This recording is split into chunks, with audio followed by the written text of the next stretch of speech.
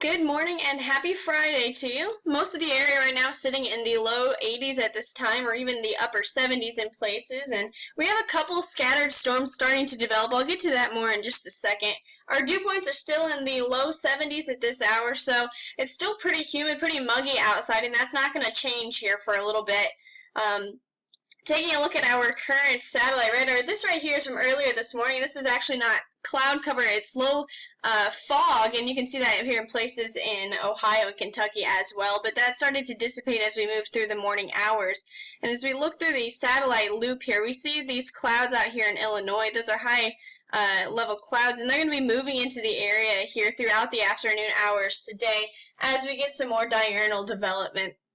Taking a look at the forecast radar for today, as I've mentioned, we've already started to see a little bit of development to the north and the east of Indianapolis, but as we look at the forecast radar for this afternoon, we see more development here in east central Indiana, and this will become a little bit more widespread as diurnal heating takes over, and we have a frontal boundary sitting here through the area as well, so that'll also enhance the development of some scattered or isolated storms later this afternoon. As we move forward the forecast radar here into 4 or 5 o'clock tonight, we see a larger cluster of storms develop here in northern Indiana and southern Michigan as well. And these could be heavy downpours at times. We're looking at precipitable water values, or basically the moisture in the atmosphere that can kind of be rained out at 1.5 inches or more. So when we talk about the high PWATs here, we say that the storms that develop up in northern Indiana this afternoon, or even central Indiana, those storms that are stronger are likely going to have some very heavy rainfall with them, and the potential for some flooding is there, especially here up in northern Indiana and very southern Michigan as well. Taking a look back at your forecast radar here, as we move into the evening hours tonight, this is forecast for 8 p.m. here. You can see those storms eventually moving out to our east and through Ohio. And those will continue to move to the north and east throughout the overnight hours tonight. Our total rainfall out of this is not going to be very much for most of the area. We could see about 1/4 inch or less for most of us, but like I said, up here in northern Indiana and southern Michigan, under that bigger cluster of storms, we could see some heavier rainfall exceeding maybe even 1 inch of rain.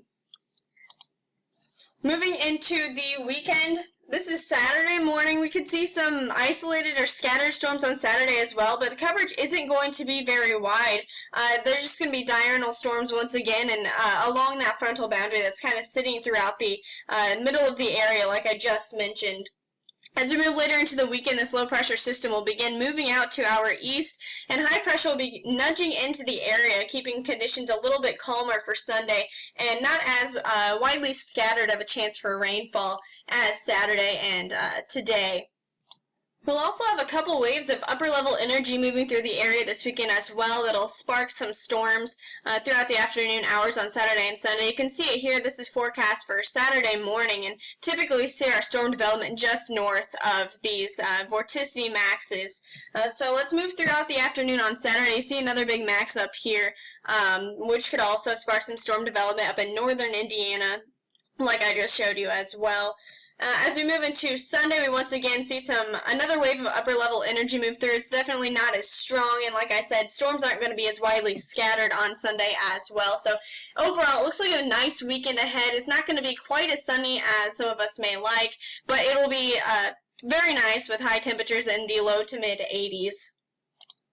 As we look into early next week, as I said, high pressure is going to start building into the area, and that'll kind of keep the rain showers to a minimum. We could still see some diurnal showers here on Monday, and those will probably be fairly isolated as well. As we move into Tuesday, that high pressure is still sitting over the area before it eventually moves to the east as we move into Wednesday and into Thursday. I want to take a look at the upper levels real quick for next week. We once again see this ridge start to build throughout the middle of the week, which is indicative of this big ridge here in the central United States, and that'll have expanding heat with it and calmer conditions underneath it as well.